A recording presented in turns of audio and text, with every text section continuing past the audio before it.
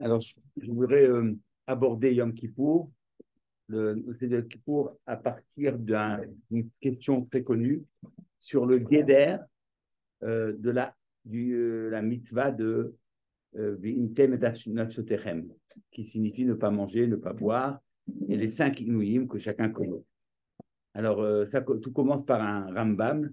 Le Rambam dit chez Mitzvah Taseh Lishbot Mimelacha, chez Nehemar, Shabbat Shabbaton, ou Lachem. Donc, on n'a pas le droit de faire des melachot. Lishbot Mimelacha. Mitzvah Acheret, Yesh Beyom Kippourim, vous Lishbot Bo Me'achila Veshtia. Chez Nehemar, Tanu et Nafshotechem, Mipi Hashmua Lamnu, Inouy Shu la Nefesh Ve'atzom. Donc, le passage qu'il dit, Ta'anu et nafshotechem. Et Rambam dit, la mitzvah, c'est lishbot me achila ou mishlia. Vechen lamadnu mi piashmua, shasur lichotz ou linol asandal, ou mitzvah lishbot mikol elu, kederer sheshovet me achila veshtia. Donc, Rambam, il est magdir que la mitzvah des chamesh inuyim, c'est d'être chovet. Chovet, c'est-à-dire de cesser, de ne pas manger. C'est pas de jeûner. Donc, en fait, quel est le problème? Est-ce que je dois être dans une situation d'être à jeun pour être le principe du inouï, souffrir?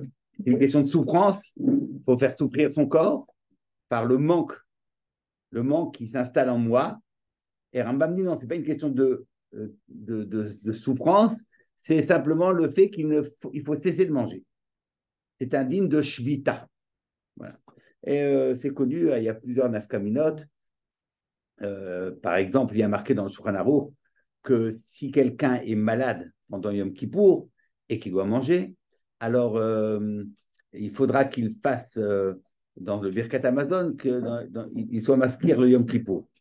Dans le Magasin Avram dit que non, on n'a pas besoin. Et en tous les cas, le Kiddush, c'est sûr qu'on ne le fait pas parce que Kivan Shayom Gorem Lo Isur Rak de Pikuach Nefesh Naaset Lo Eter Vavel Edide Kechol.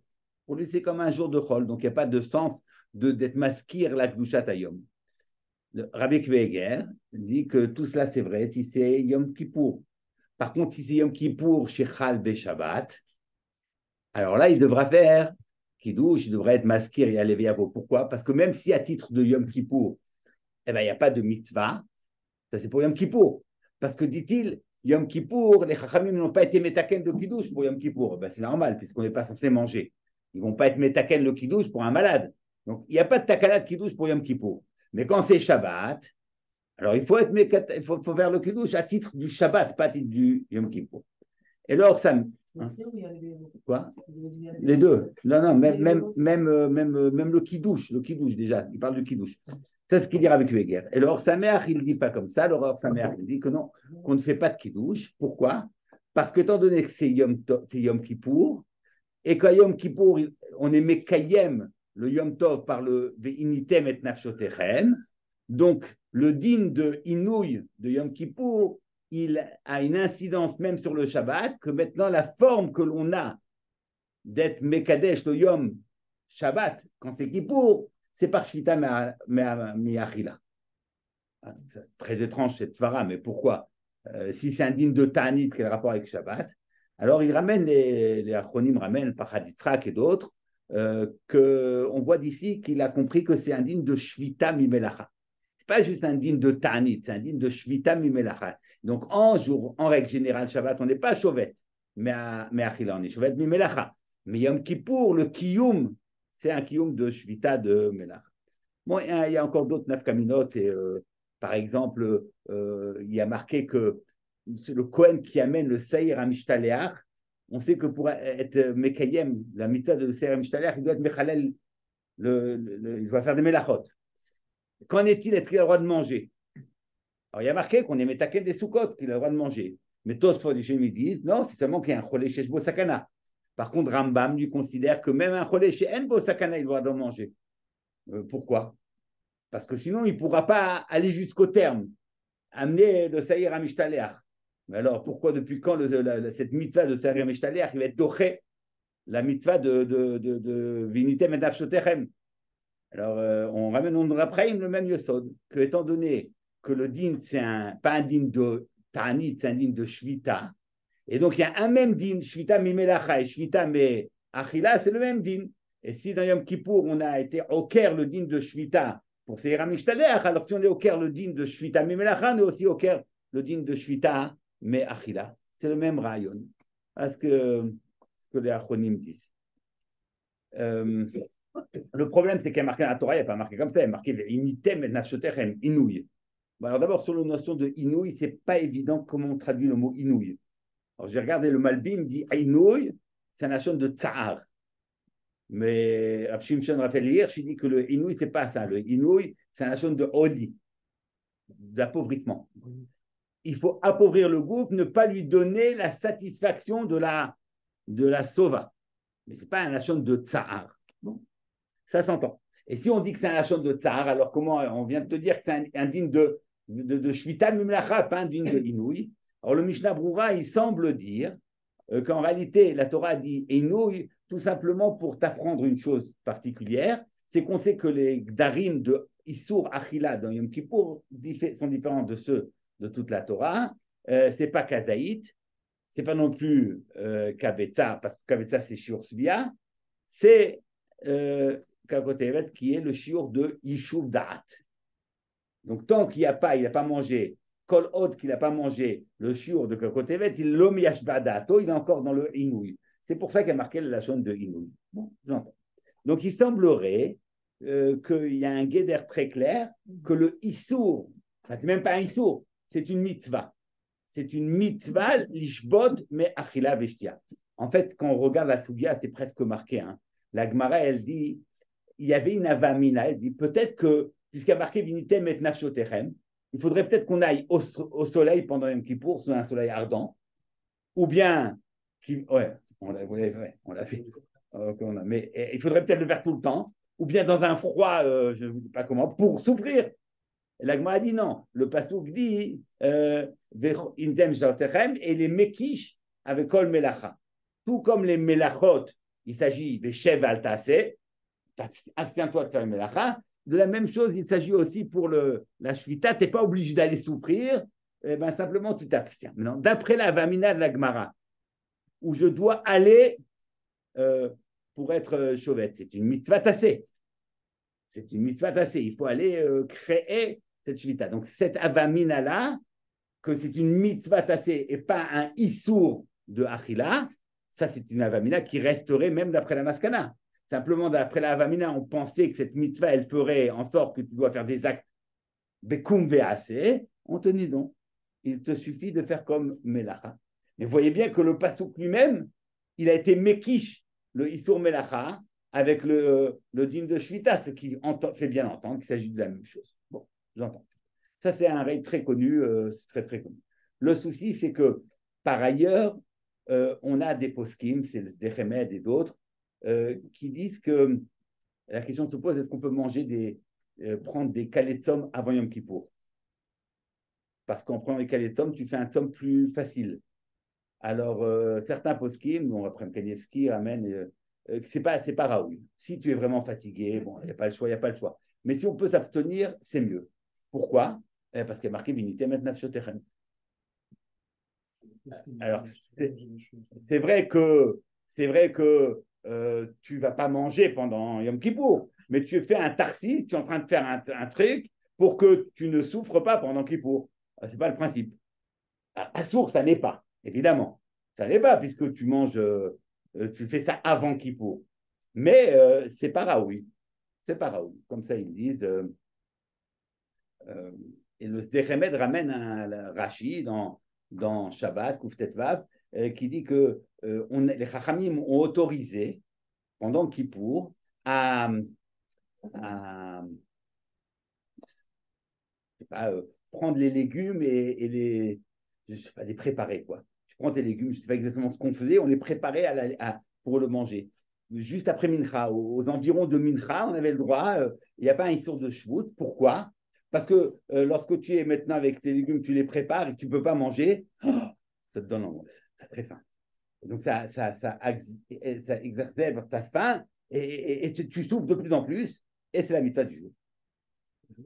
Voilà. C'est ce que marqué dans Rachid. C'est le groupe à mitzvah du jour. Il ramène là-bas les poskim d'autres rishonim qui disent que c'est pour ça qu'on donne des clayotes aux enfants pour qu'ils soient autour de toi avec leur friandise et que toi tu es là, tu les vois et tu as faim. Enfin, on a l'impression qu'on fait tout pour souffrir, quoi. Et ça ne va pas ensemble, quoi. Est-ce que c'est une mitzvah de Shvita Mimelacha? C'est ça le principe? Ou est-ce que le principe, ce n'est pas un mitzvah de Shvita Mimelacha, c'est un mitzvah de Inouï? Comment on organise ces deux choses? Ça paraît pas compatible. Ça, c'est la question que j'aimerais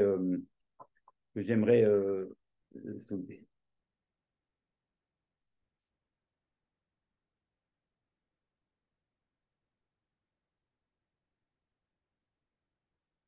Alors, pourquoi il y aura un digne de Shvita Mimelacha? Shabbat, Shabbaton. Alors, à Shabbat, on cesse le travail. On cesse le travail, on cesse les melachot. On continue à manger. On mange, on fait tout. On cesse de travailler. À Yom Kippour, c'est un Shabbat Shabbaton, on intensifie le Shabbat et on cesse pas simplement de travailler, on cesse aussi de manger. C'est-à-dire on arrête tout rapport au Olam Hazé, ce qui n'est pas le cas de Shabbat. Shabbat, on n'arrête pas tout le rapport. Donc le Me'en Olam Haba du Shabbat, c'est au contraire dans le Oneg, dans le Kibou, dans le Oneg, on est Mechabed le Shabbat par Machal, on est Ma'aneg le Shabbat. Voilà.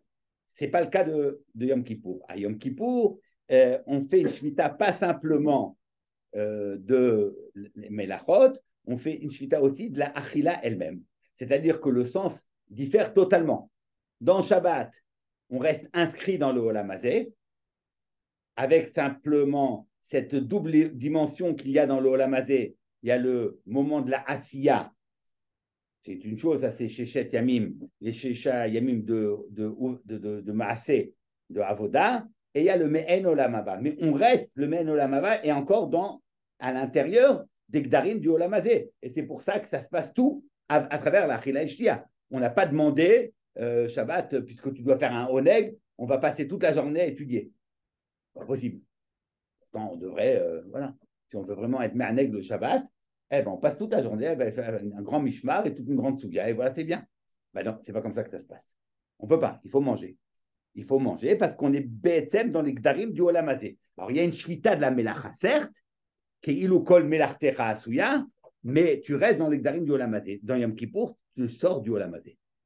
Et la shvita, qui est une shvita pas simplement de la melacha, mais même une shvita de la achila veshtia, signifie que même la shvita de la melacha à Kippour, elle n'est pas du même ordre que la shvita de melacha dans Shabbat. Ce n'est pas à titre de menoucha. Dans Shabbat, c'est à titre de menoucha. C'est quoi menoucha? Je suis arrivé au tachlit de la melacha. Qu'est-ce que c'est la menoucha de Shabbat? Pourquoi je suis nar?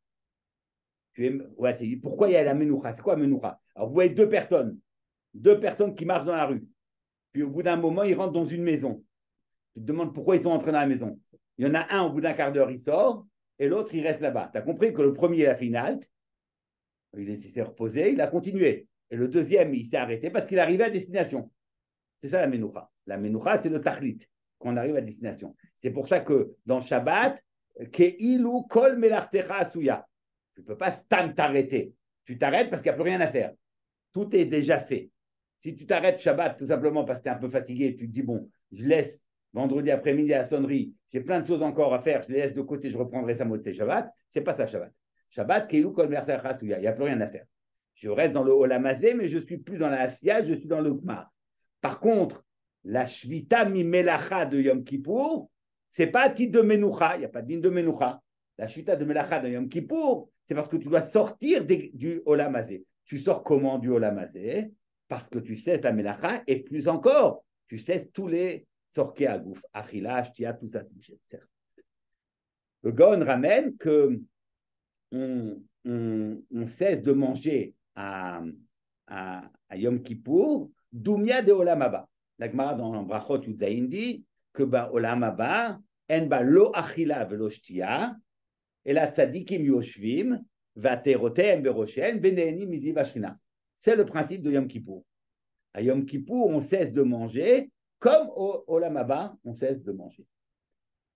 Ça, c'est une première prina, où une autre manière de dire, c'est la même chose, mais selon une autre dimension. Soit on rattache Yom Kippour à Olam Haba, ou bien on parle de l'homme à Kippour, que le sujet à Kippour, il est dommé au Malach.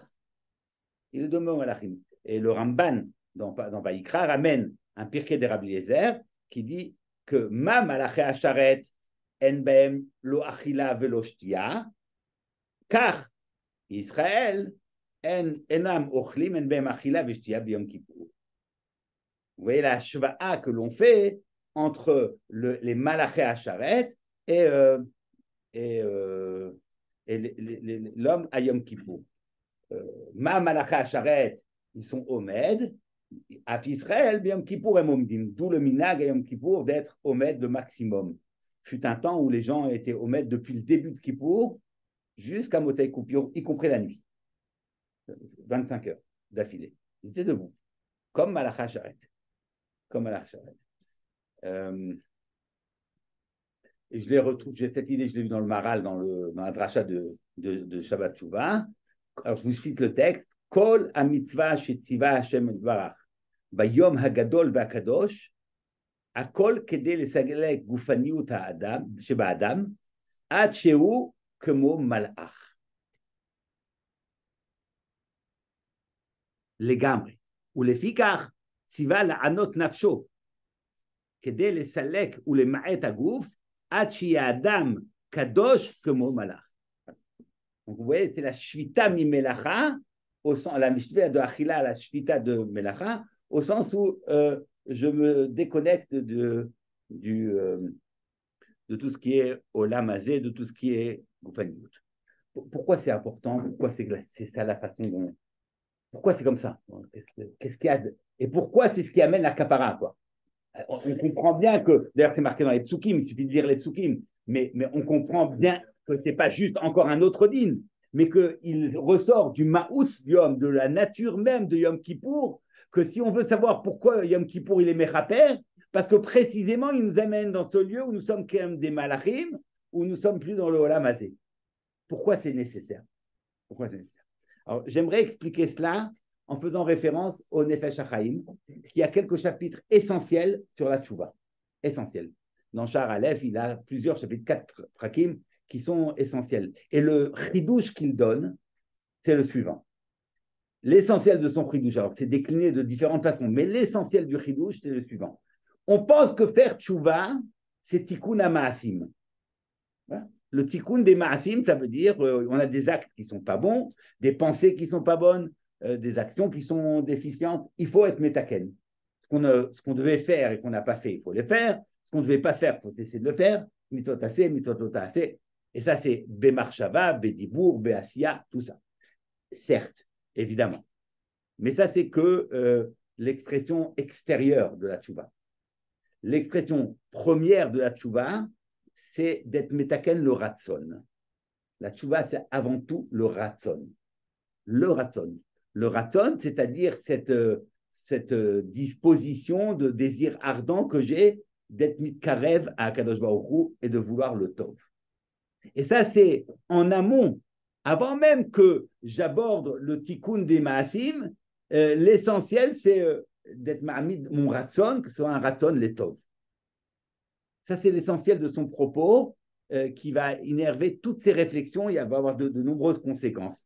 Et c'est pour ça, dit-il, que si on veut être metaken le ratson, nécessairement, pour pouvoir faire tchouva, il faut trouver en soi, comment je peux être metaken le ratson? Il faut nécessairement que je trouve en moi un lieu de pureté, d'innocence, où le chet n'a pas encore été mekalkel mon ratson. Vous voyez? Il faut nécessairement trouver quelque part en moi où j'ai encore ce ratson pur. Il existe encore. Parce que si le ratson vient à manquer, qu'est-ce qui va faire qu'est-ce qui va le faire ressusciter si j'en ai plus de ratson? Si j'ai plus de ratson au tov, comment vous voulez que subitement je vais vouloir et désirer ce que je ne désire plus? Alors dit le Nefesh HaChaim, nécessairement quand tu dois faire tchouva, tu dois faire tchouva en cherchant toujours une madrega plus grande que celle que tu as fait. Alors, il va dire, si tu as fait un faute dans le Prinat Nefesh, tu iras dans la Prinat Ruach. Si tu as fait un faute dans la Prinat Ruach, tu iras dans la Prinat Shama. Tout ça, c'est des mots. L'essentiel, ça veut dire que quand tu dois être metaken ton ratson, tu ne peux être metaken le ratson que parce que tu vas trouver une nekuda de ratson qui est toujours pure et inaltérée par la faute. Et c'est là où il ramène le Nefesh HaChaim, ce fameux Rambam, où le Rambam dit que même si quelqu'un ne veut pas être mekayem la chiyuv de divorcer sa femme, pourtant, il y a un din que le guet n'est cachère que s'il dit rotséanique, que s'il veut, alors on est kofé auto, on le frappe. Jusqu'à ce qu'il dise rotséani. Alors Rambam dit, enfin, il peut dire rotséani parce qu'il a frappé, donc il ne veut pas. Donc c'est un guet méoussé, donc ce n'est pas un guet cachère. Et le Rambam dit non. Parce qu'en réalité, quand tu frappes, à travers ces coups-là, tu permets d'atteindre cette nekuda du ratson émet, chez Uroteliot Moukol Israël, il veut être parmi les chaînes d'Israël. Donc tu permets à la personne, là c'est à travers des coups, mais ça importe peu, ça veut dire que tu lui permets de retrouver une nekuda de ratson qui, elle, est pure et inaltérée. Maharal, dans Netiva Tchouva, dit, c'est ça la notion de Tchouva. C'est la chouve, ouais, Tchouva, jusqu'au tav. C'est quoi tav? Chouv, tav, ça veut dire quoi? Tu ne peux faire tchouva que si tu n'as pas amené la faute jusqu'à son extrémité. Mais si tu es allé avec ta faute jusqu'au tav, jusqu'au dernier moment de ton ratson, de telle sorte que tu as impurifié tous tes retsonotes, qu'il n'y a plus rien en toi de pur, ben, tu ne peux pas faire tchouva. D'où viendrait la tchouva? Tu peux peut-être être metaken, t'es maasim, oui, ça, tu peux décider. Mais tu ne pourras en aucun cas retrouver un ratson que tu n'as plus. Donc, il faut que la tchouva n'est possible que parce que c'est jusqu'au taf. Le taf, la dernière lettre, tu n'y es pas arrivé. C'est-à-dire que certes, il y a une dégringolade, une chute, mais cette chute n'est pas arrivée jusqu'à son extrême moment. Il reste quelque chose de pur. Pourquoi c'est nécessaire? Parce que précisément, c'est le même principe que le Nefesh HaChaim. La tchouva n'est pas une question de tikkun hamaasim. C'est pas que ça. La tchouva, c'est une question de tikkun haratson. C'est le ratson qui doit être purifié. Comment je peux retrouver un ratson que je n'ai pas? Ben, c'est ça précisément. Le ratson, je le retrouve parce qu'il y a toujours en moi, malgré la faute, une nekuda d'innocence, ce point d'innocence qui lui n'est pas impurifié, qui lui reste pur, qui lui reste tahor. C'est cette nekuda que le Maharal, que le Nefesh HaChaim appelle la neshama, qui elle est toujours pure et que le chet n'atteint pas. Ça veut dire qu'on ne peut pas être mécalquel son raton jusqu'au bout. Si c'était possible, la tchouva n'existerait pas. Donc, par exemple, quand on nous donne quelque chose de massif, très massif, quand on nous dit le grand chidouche de Rabbi Israël Saninter que pour Yom Kippourim, il y a un inyan, comme on ne peut pas faire tchouva sur tout, alors on fait tchouva sur les prinotes calottes des avérotes. Mais même toutes les avérotes, on ne peut pas faire tchouva de toutes les avérotes. Rien que penser à toutes les avérotes qu'on a fait, on aura fini 4 fois à Kippour. Impossible. Alors il dit, tu prends une petite Kabbalah qui va innerver après, cette Kabbalah va pouvoir s'amplifier, et là tu feras tchouva. C'est bien, c'est très bien, c'est un derer avoda très pratique et massif, pour peu, sous condition que ça puisse amener un chidouche du raton. Voilà. C'est parce que à travers cette nekuda-là, je vais pouvoir être méhoraire en moi un raton otov. Mais sinon, un tikkun du maasé sans le tikkun du raton, c'est pas ce qu'on appelle la tchouva. Donc on ne peut pas, par exemple, quelqu'un dirait, voilà, moi je vais prendre l'année prochaine la décision de faire le Birkat Hamazon dans le sidour. Il ne le faisait pas. Ah, bravo là, chapeau là. Mais après, si ce n'est pas quelque chose qui va avoir une incidence dans ta vie, bah non, ce n'est pas possible. Donc il faut nécessairement trouver des choses où tu vas avoir en fait tous les jours face à ta Kabbalah, il faut quelque chose qui soit un programme où toute ta vie, tu vas avoir un projet, voilà, tu vas avoir une Kabbalah X, où tu vas tous les jours de ton année, tu vas être confronté avec cela. Ça va au départ être facile, mais tu vas trouver des difficultés, et là tu devras être horaire ton raton à faire cela. C'est un exercice où tu vas pouvoir éveiller ton raton à faire le bien, mais pas stam, une Kabbalah pour le Maasé, ce n'est pas suffisant. Bon, ça, c'est la Yara Maasite. Donc, ce que dit le Nefesh HaChaim, c'est que la notion de Tchouva, c'est le tikkun du Ratzon, et pas le tikkun simplement du Maasé. C'est-à-dire quoi le point d'innocence en pratique? Ben, c'est qu'il y a tout simple, comme ça. C'est qu'il y a toujours, il y a toujours quelque chose de pur qui n'est pas, qui reste pur en l'homme. Et concernant la même chose qui m'a. Non, c'est peut-être pas sur un point où il a, sur tel avéra, il s'est peut-être laissé aller, il l'aura ailleurs. Il y a toujours quelque chose qui fait que l'homme il est un kéchar avec Akadosh Baruch Hu. Il faut que des fois qu'il creuse très très très loin. Ça peut demander beaucoup d'efforts. Et certaines fois il n'arrive pas, alors beaucoup l'aide. C'est les Issourim. Ouais, on l'aide, mais il y a toujours une possibilité. Si c'était, on avait terminé complètement avec ce raton, sans la possibilité de remonter à quelque chose de plus haut, c'est pas possible. C'est ce que la Gemara dit. La Gemara dit que le Olam Hazé Nivra Behe. Pourquoi le Olam Hazé Nivra Behe? Pour qu'il y ait deux pétards. Un, parce qu'on peut y tomber, parce que chacun sait qu'il ne faut pas faire beaucoup d'efforts pour se laisser aller. On n'a pas de sol. Donc l'idée, elle est très forte. Hein. On n'a pas besoin de s'efforcer énormément pour perdre sa mahala. Parce que si vous trouvez, si la situation d'un homme, c'est une maison ouverte sans sol, ça veut dire que si je ne fais rien, je tombe. Donc, sans effort, on tombe. Pas besoin, voilà. Si tu ne fais rien, tu tombes. Pour pouvoir te maintenir, il faut toujours être en train de pédaler vers le haut. Tant que tu es dans un mouvement qui t'amène vers le haut, alors tu ne tombes pas. Si tu t'arrêtes, eh ben, tu tombes. Tu tombes, nécessairement, tu tombes. Ça, c'est l'image. Alors, demande à Gemara, et pourquoi il faut un espace en haut? Pourquoi le chet ne suffirait pas? On a dit parce que la tchouva, elle est possible. Comme la tchouva, elle est possible, il faut pouvoir permettre à la personne de revenir. La Gemara, mais alors, on n'a qu'à faire le chet. Le chet te permet de tomber, mais de remonter. Et on a dit non, l'homme Mistaya Milta, tu ne peux pas. Tu ne peux pas remonter par là où tu es tombé. Pas possible. Il faut nécessairement que tu te trouves à un point plus haut. À un point plus haut. Tu dois te retrouver tout en haut. Pourquoi? Mais précisément parce qu'il s'agit de la question du ratson. Et quand tu as altéré ce ratson, qu'est-ce qui va faire que tu vas pouvoir le retrouver? Si ce n'est que tu vas chercher en toi quelque chose d'encore plus profond où ce ratson est resté pur. Donc, tu dois nécessairement faire cette aliyah d'aller dans un point qui est plus grand, plus haut, plus pur. Ça, c'est l'idée. Yom Kippour, c'est cela. Kadosh Baruch Hu nous amène tous sur le toit du monde. Si le Hé, c'est le monde, à Yom Kippour, on est tout en haut. On est tout en haut, il nous déconnecte totalement du Olam Hazé pour nous mettre dans un lieu qui n'est pas le nôtre. Qui n'est pas le nôtre. Yom Kippour, je pose une question toute simple. Yom Kippour, sa doucha, elle est plus grande que Shabbat. Shabbat, Shabbaton. Alors pourquoi il y a un Kippour dans l'année et 52 Shabbats? On devrait faire un Shabbat et 52 Kippour.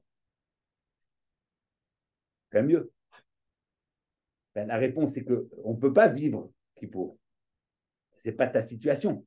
Un homme peut vivre dans le monde avec une dimension de Shabbat. Pas facile, mais c'est faisable. On peut. On ne peut pas vivre dans le monde avec une dimension de Kippour, parce que précisément, être à Kippour, c'est être sorti du monde. Tu n'es pas là pour sortir du monde, sinon on ne serait pas là. Donc, la répétition de Kippour serait une impossibilité. Ça voudrait dire qu'il n'y a pas de possibilité pour l'homme de vivre une vie à l'intérieur du monde. Or, ce n'est pas ça le but. Donc, Achat Bashana, on te donne une journée dans l'année qui est en dehors du temps. Qui est en dehors du temps, qui est une fois qui permet de te ressourcer, d'aller dans cette dimension-là. Mais clairement, à ce moment-là, tu n'es pas dans le Zman. Tu n'es pas dans le Hové. Tu ne peux pas vivre comme ça. Bref, si tu es à Kippour comme un malach, ce n'est pas pour ça que tu as été créé. Des malachim, il y en a suffisamment, on n'a pas besoin de nous. Donc, nécessairement, Yom Kippour ne peut pas être inscrit à l'intérieur du Seder Zmanim. Ce que la Gemara dans Yom Adafkaf dit, elle dit Yamim Yutaru Velo Echad Mehem, il y a un jour qui est entièrement un Kadosh Baruch Hu, c'est Yom Kippour. Yom Kippour qui s'appelle Achat Bashana. Dans le passage qui est marqué Achat Bashana. Tous les jours sont Achat Bashana. Le 3 Cheshvan, il y en a un dans l'année.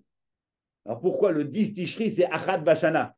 Oui, n'importe quelle date du calendrier, c'est une fois par an. Mais là, c'est Achad Bashana au sens où c'est à l'extérieur du Zman.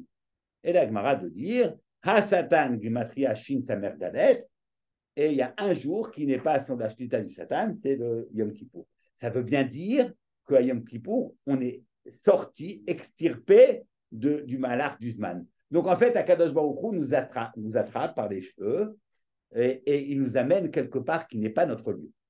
Du tout, du tout, du tout. Du tout. Et en fait, on est porté par quelque chose qui n'est pas nous. Ça a une incidence énorme.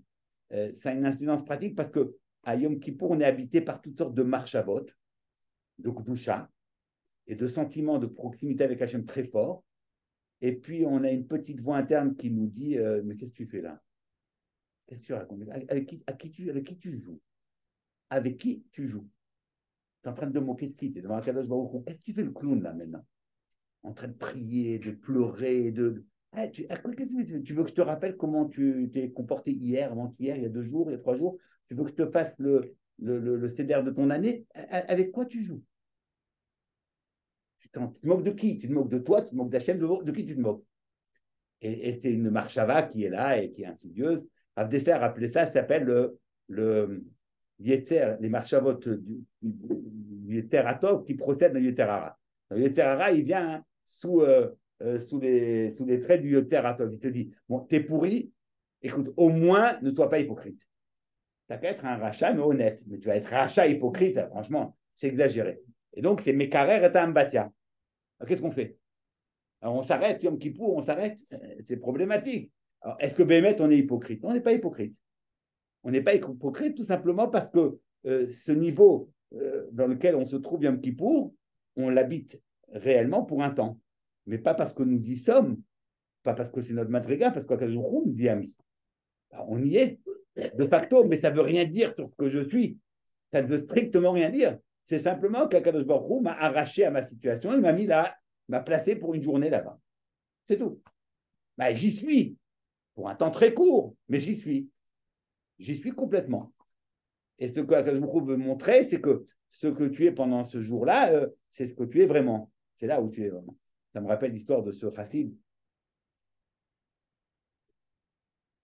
qui a été chassid, je ne sais pas chez quel rebbe, donc il s'habillait comme les chassidim.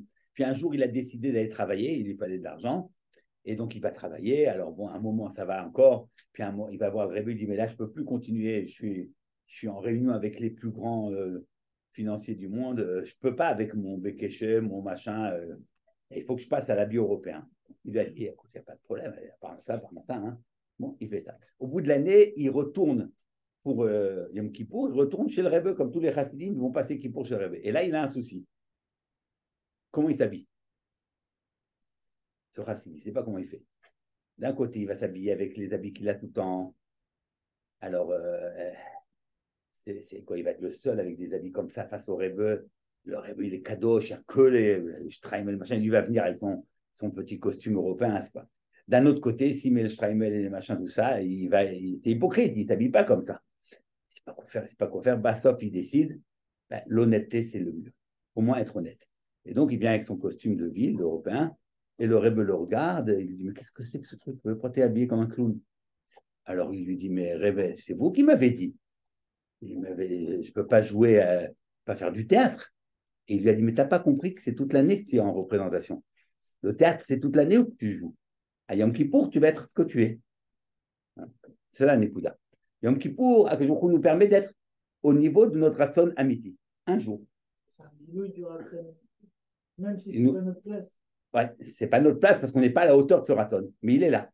Après ce Ratson qui est là et qu'on a retrouvé un peu, évidemment, il est face à tellement d'autres choses et tellement d'habitudes et tellement qu'on n'arrive pas à se mettre à la hauteur. On n'est pas à la hauteur de notre Ratson à Yom Kippour. Mais on y est quand même pour un moment. Et c'est ça ce qui permet, à travers cette rencontre avec le Ratson Emet, ce qui permet de nous ressourcer et d'avoir une possibilité de se rattacher à ce Ratson.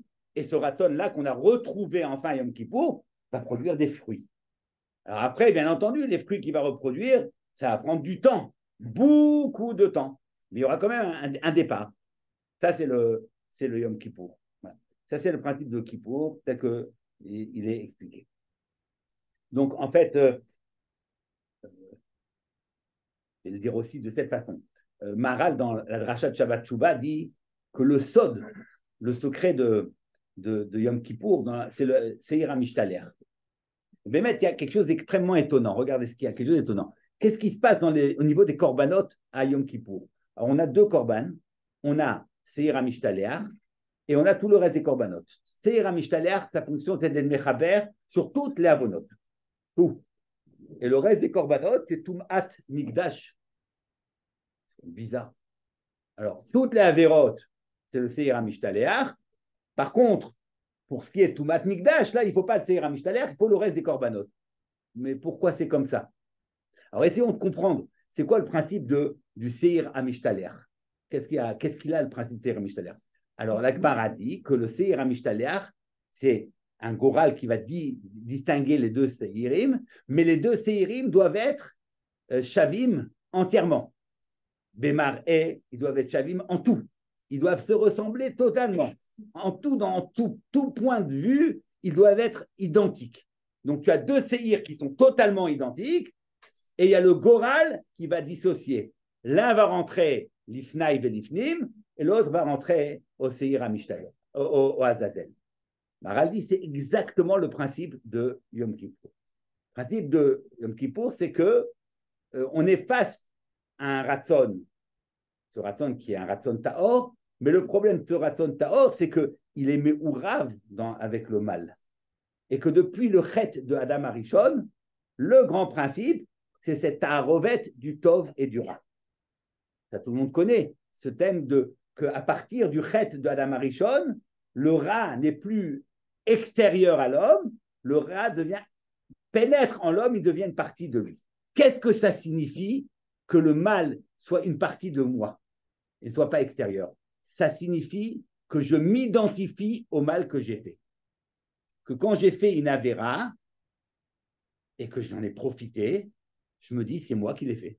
Ben ouais, c'est moi. Pas parce que par sentiment de culpabilité, parce que je me dis ouais, c'était moi, c'est bien moi. J'en ai profité, je m'y retrouve. Je me retrouve totalement dans cette action qui est mauvaise. Ça, cette identification de la personne avec le ra, c'est ce qu'on appelle la tarovette du tov et du ra. Et c'est ça ce qu'il y a de plus grave dans une avéra. Ce n'est pas simplement d'avoir fait la avéra, mais c'est qu'une fois que tu l'as faite, tu t'identifies. Plus encore, c'est qu'on a plus de facilité à s'identifier avec nos avérotes qu'avec nos mitzvot. Les mitzvot, on sent que c'est un peu faisandé, c'est un peu extérieur, je me force. Et il faut bien le faire, alors je le fais. Mais quand enfin je vais pouvoir fermer ma Gemara et aller vraiment profiter de la vie, là j'y suis, là c'est moi. Et avant, j'étais en mission, j'étais en fonction. Il fallait que je le fasse. Oui, je sais, c'est important, il faut que je le fasse, mais voilà, mais ce n'est pas moi. Et puis à un moment, là j'y suis, c'est moi pleinement. Ça c'est qu'on prend le rat, non pas comme étant extérieur à soi, mais on s'identifie au ratson du rat.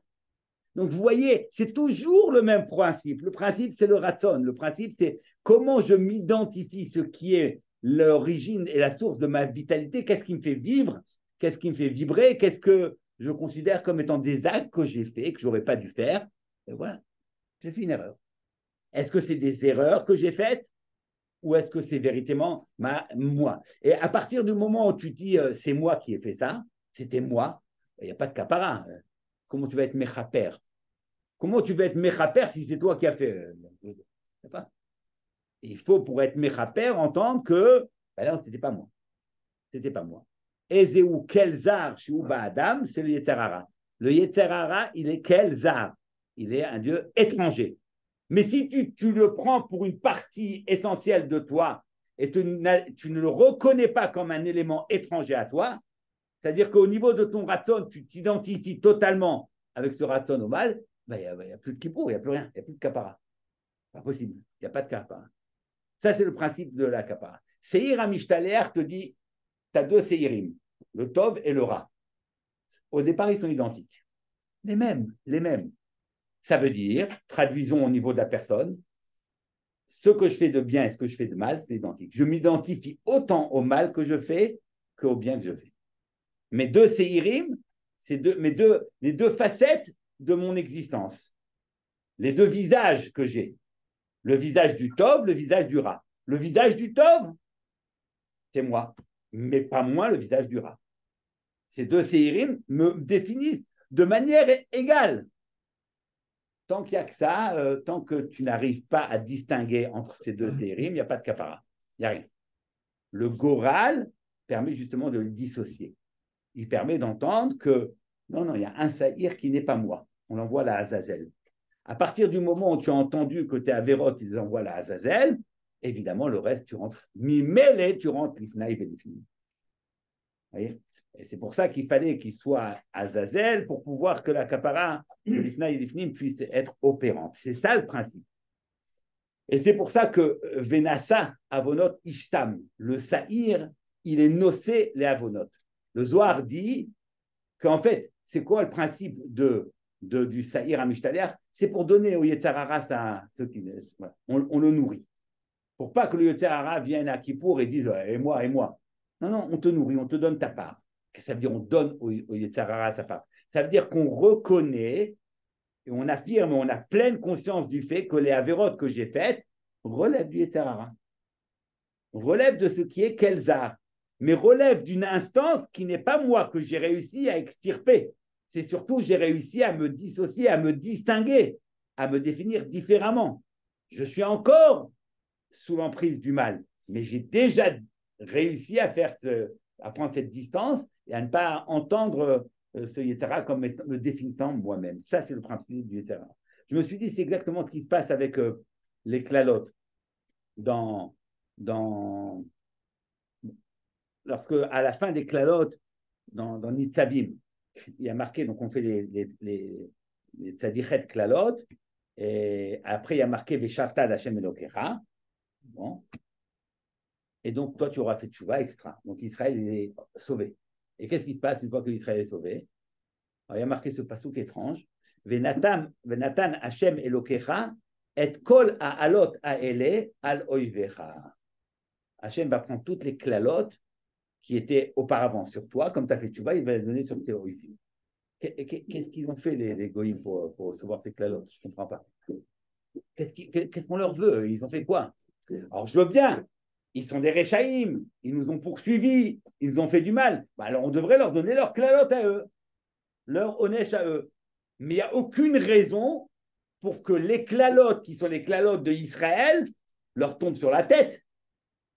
Il devrait y avoir deux types de onesh. Le onesh du klal d'Israël, lorsqu'on ne fait pas le brit, ça c'est les tzadichet klalot. On a fait tchouva, Baruch Hashem, on a fini avec. Après les goïms, il faut qu'ils reçoivent leur onesh. Mais pourquoi vous voulez que les onesh des goïms soient les klalotes qu'on devait donner au klal d'Israël? Ça n'a pas de sens. Quelle est la réponse? Si, ça a un sens. Parce que donner les klalotes aux goïms, c'est considérer que si moi j'ai fauté, c'est à cause d'eux. C'est quoi à cause d'eux? C'est dans le principe de ce qu'ils représentent. Et ça, le rat, je me suis identifié à ce qu'ils représentaient. Donc, une fois que j'ai réussi à opérer en moi cette distinction très claire dans mon ratson, entre mon ratson au tov et mon ratson au rat, quand j'ai réussi à faire cette opération et j'ai distingué clairement les choses, alors je sais où attribuer le rat que j'ai fait. Et ça, c'est quand je sais attribuer le rat que j'ai fait à Shibun Malchuyot, alors ça leur retombe sur la tête. C'est ce que la Gemara dit. Galouy veyadoua lefanecha, sheretzonenu lasot retzonecha. Et là, c'est or shebaïsa ve Shibun Malchuyot me'akev. Shibun Malchuyot me'akev. Donc, mais pour ça, pour qu'on dise que Galouy veyadoua sheretzonenu lasot retzonecha, cela, dire retzonenu lasot retzonecha, c'est la avoda de Yom Kippour. C'est la voda de Yom Kippour. Quand j'ai réussi à faire ça, alors toutes les avérotes mimélées sont nimrakim. La seule avéra qui ne peut pas être portée par le saïr, c'est précisément Tumat Mikdash. Quand tu n'as pas conscience de ce que toute cette avoda Tayom peut t'apporter. Ah oui. Ah ben c'est là le principe. Alors là, c'est Bédiouk, là où le bas blesse. C'est que tu n'as pas conscience de ce qu'est cette avoda du Mikdash. Ah, le saïr, il est inopérant. Donc, il faut d'autres corbanotes. Mais pour toutes les avérotes, ça marche, ça suffit.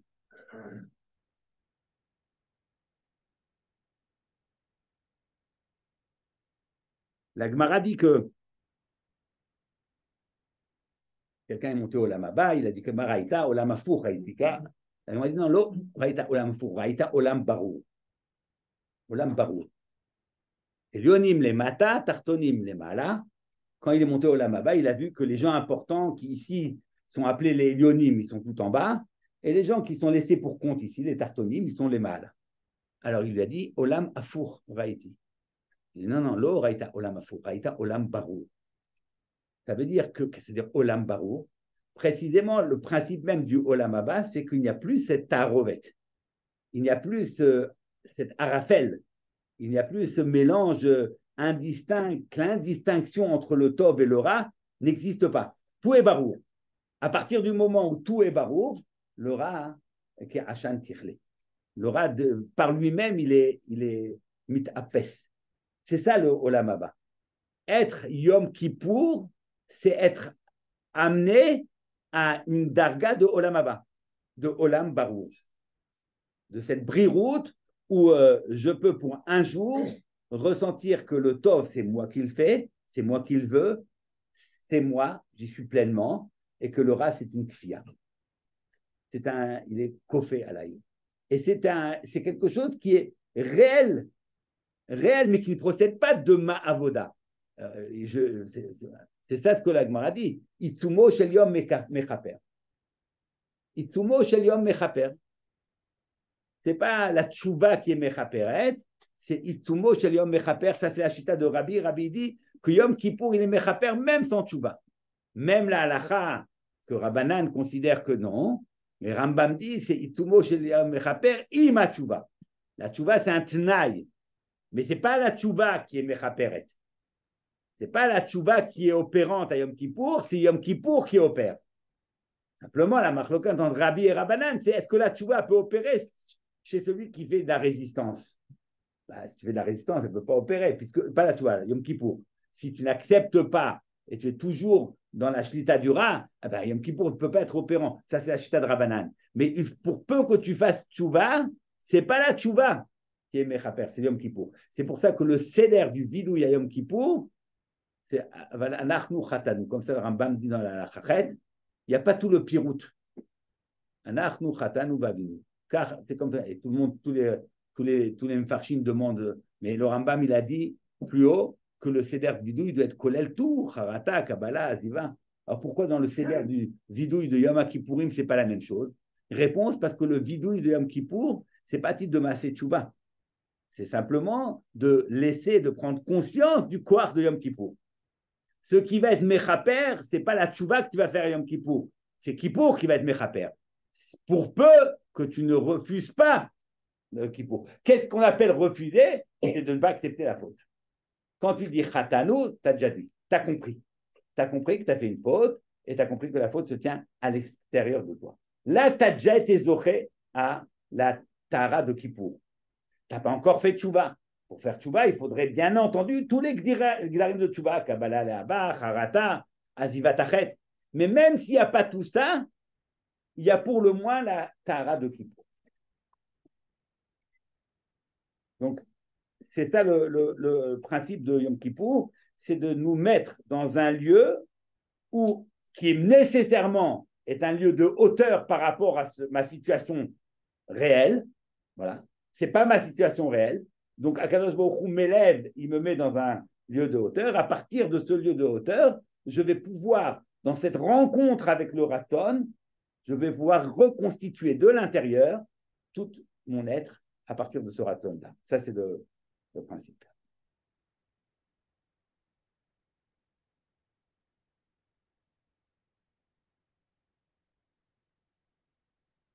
Alors, revenons pour terminer à la Shvita.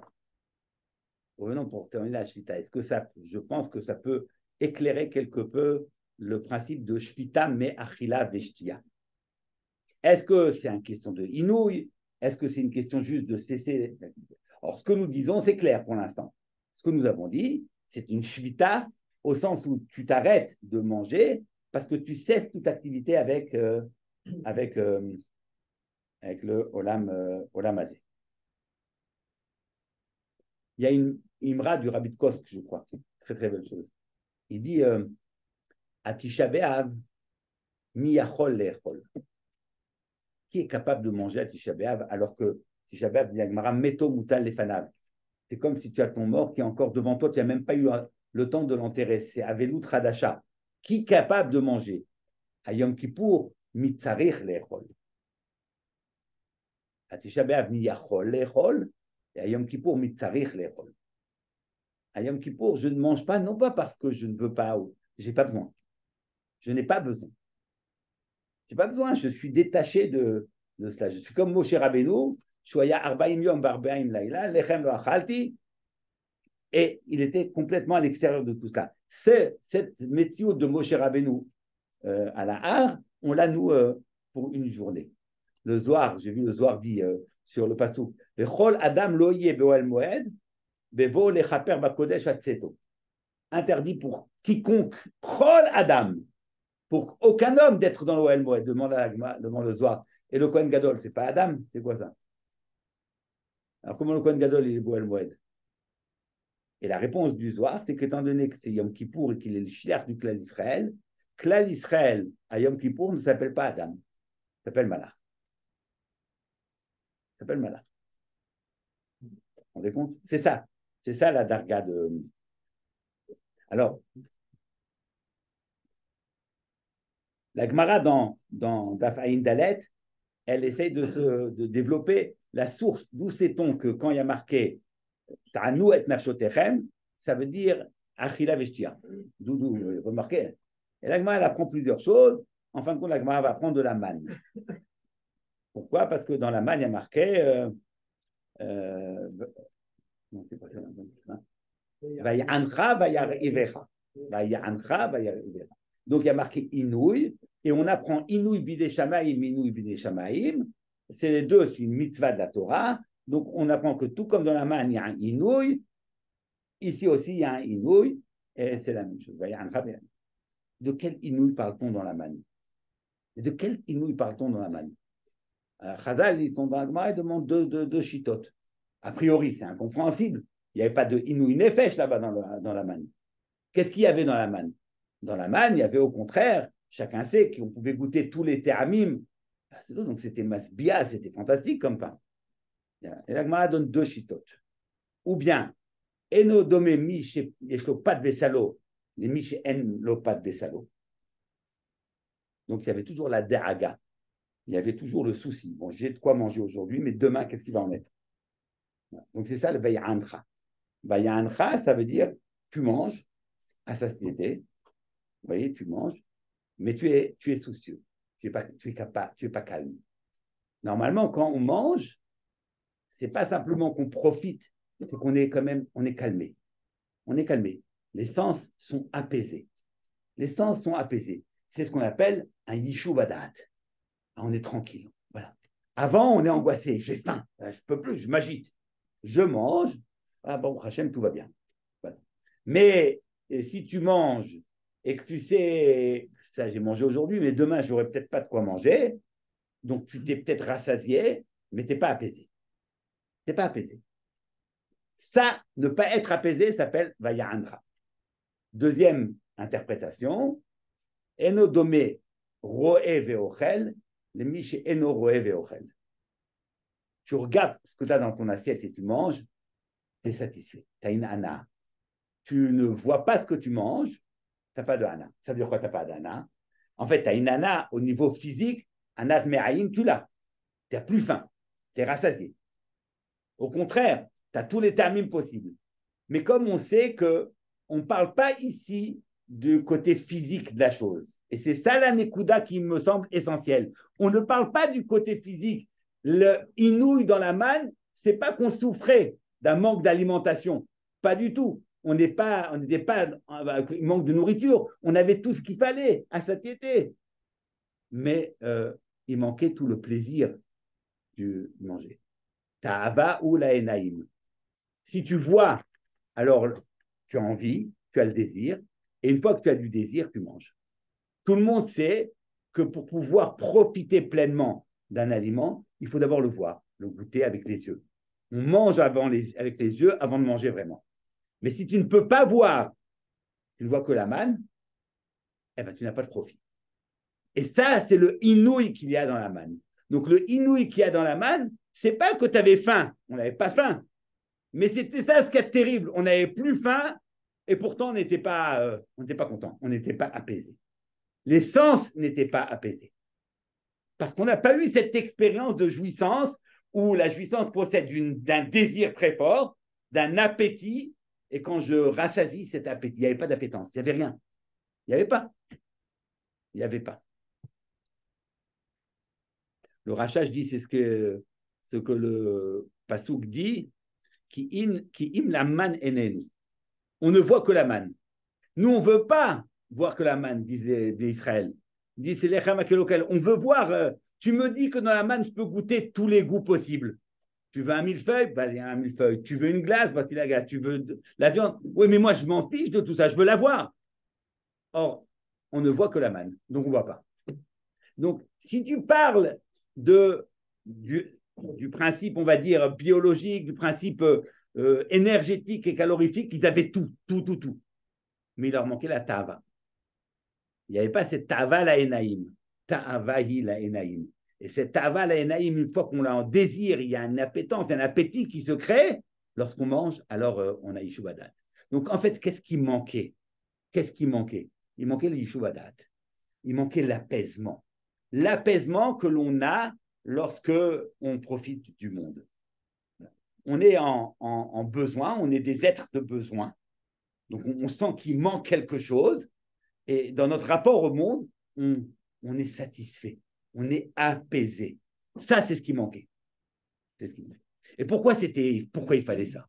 Mais pourquoi fallait-il ça? Pourquoi Kadosh Baruch Hu a besoin de leur faire un coup pareil? Pourquoi? Alors le pasuk dit, Vayachilcha et aman, leman hodiacha, ki lo ala lechem levado yichya adam, ki al kol motza pi Hashem yichye adam. Les man hodiacha, dit le Balatourim, les man hodiacha, ça signifie que là, ils ont reçu le da'at. Les man hodiacha. À travers la manne, qu'est-ce qu'on a reçu dans la manne? On a reçu le da'at. La prina de da'at. Ce qui nous manquait auparavant, c'était cette prina de da'at, et ça, on l'a reçu. Les man hodiacha, pour que tu reçoives du da'at. Les man hodiacha, c'est cette prina de da'at qui nous manquait, qu'on a reçu.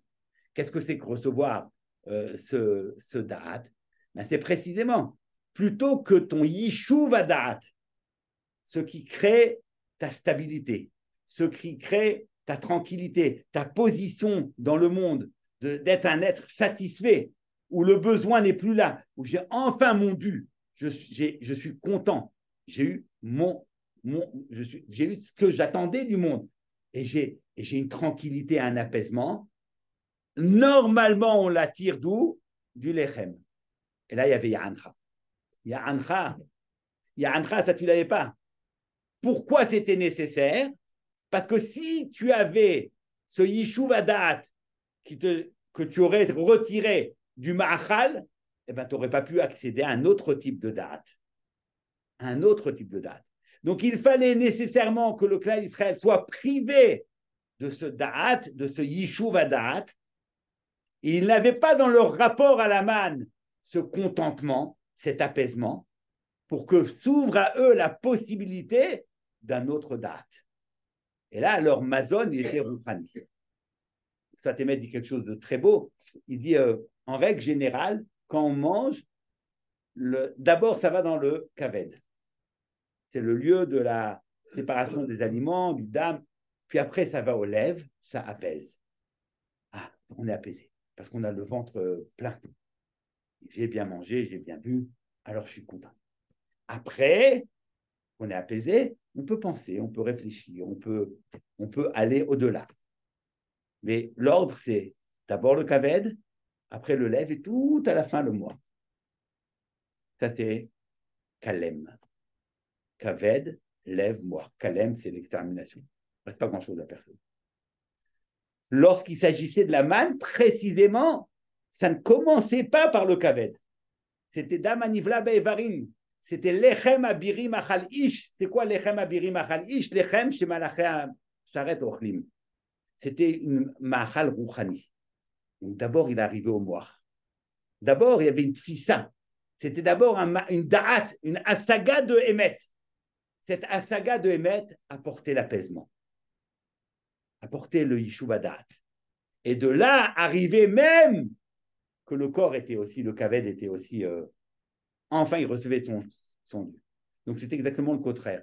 C'est un mahal qui nourrit d'abord le moire, qui crée l'apaisement des sentiments, et enfin, qui permet de nourrir le corps. C'est Meler, moire, lève, kaved. Pour l'onitna Torah, et là, les ochle aman, parce que pour avoir un kesher à la Torah, c'est précisément pour ne pas avoir ce da'at, yishuva da'at, qui nous procède de ma'achal, mais avoir un yishuva da'at qui nous procède de la achila ruchanit. Yom Kippourim, Yom Shinitna Bo Torah, le Chotinyon. Il nous faut ce da'at elyon. Ça, c'est la nourriture de Yom Kippourim. Pour qu'il y ait possibilité de da'at elyon, il faut que l'on abandonne le yishuva da'at que la nourriture terrestre peut nous donner et qu'on soit nourri par autre chose. Et par quoi on est nourri? La Rizal dit, il y a 5 tfilotes à Yom Kippour, Keneged les Chamesh Inuim. On nous enlève 5 sources de yishuva da'at, les 5 rapports que l'on a de jouissance au monde. Chacun de ces rapports nous donne une satisfaction, une stabilité dans le monde, et on nous les remplace par les tfilotes. Donc on a un autre type de date. Mais pour que l'on puisse avoir une asaga dans ce date gavoa, il faut un inouï. Il faut un inouï. Le inouï de la même forme que le inouï de la manne. Alors quel est le inouï? Le inouï, ce n'est pas de souffrir. Ce n'est pas la souffrance du corps. Ça, c'est ce qu'ils ont dit. C'est shvita mimelacha. Alors, quelle est la forme de inouï? C'est le inouï du ratson. Ce ratson que j'ai de manger, animé anéoto. C'est pas le inouï du corps, c'est pas d'avoir c'est le ratson. Je veux manger, je désire manger et je mange pas. Pas la faim, c'est pas la faim. Et c'est pour ça que Rachid dit, tu joues avec le manger après mincha, tu crèves de faim, tu joues avec le manger, tu as envie de manger et tu ne manges pas. Qu'est-ce que tu es méané? Tu n'es pas méané ton corps, tu es méané ton nefesh, tu es méané ton ratson. Pourquoi est-ce que c'est nécessaire? Pour que ça te permette que ton yishuv da'at ne se procède pas de la nourriture du lechem, et en fait, ça donne la réalité de ce que tu fais chaque année. Chaque fois, après, tu peux redécouvrir que chaque fois, quand tu manges, si tu manges et que tu te nourris et que ça t'apaise, le Harizal dit, mais comment est-ce que ça peut apaiser? Comment manger un domaine peut apaiser un homme? Comment vous voulez que le domaine puisse nourrir quelque chose qui est plus élevé? Donc, dit le Harizal, c'est de là que certains ont dit, c'est que l'homme, il n'est que matière. La preuve en est, c'est qu'une nourriture matérielle peut l'apaiser. Le Harizal dit, mais non, c'est une erreur.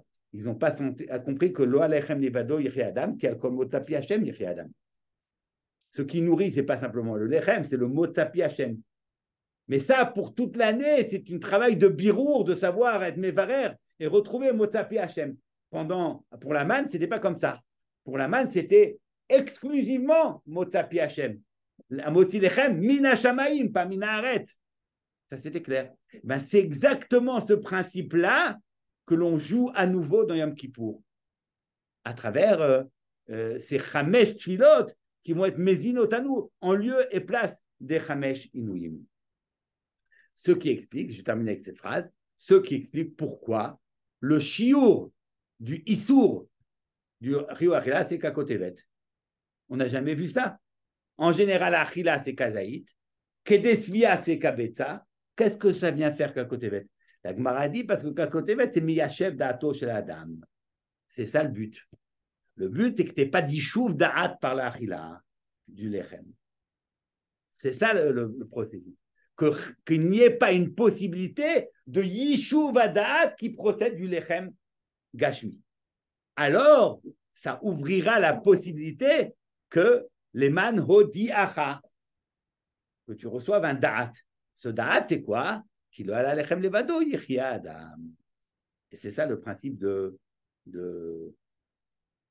de, de Yom Kippour. Et c'est en cela que Yom Kippour, il est différent complètement de Shabbat. Shabbat, dit le Gaon, dans Shabbat, le monde, il ne monte pas la Bina, il ne monte pas les Mahalas. On reste là où on est, et Akadosh Baruch Hu, il est mashpia. À Yom Kippour, c'est le contraire. À Yom Kippour, ce n'est pas que Akadosh Baruch Hu s'invite, s'inscrit dans le monde, c'est que nous, on va vers lui. On monte là-haut. C'est totalement différent. Ça, c'est le principe de Yom Kippour. Cette possibilité, pour un moment, une journée, c'est ce qui nous permet de renouer avec le Ratzon. Et à travers ce lien qui est renouvelé avec le Ratzon Pnimi, on peut, par la suite, reconstruire petit à petit notre Ratzon dans les Maasé, jusqu'au Maasé. Et tout commence par ce moment-là où Akadosh Baruch Hu nous élève, il nous arrache à notre condition humaine trop humaine pour nous mettre sur le toit du monde.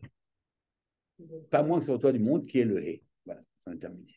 Donc, alors, ça va, il dit qu'il ne faut pas plus si c'est vraiment Shabbat. Que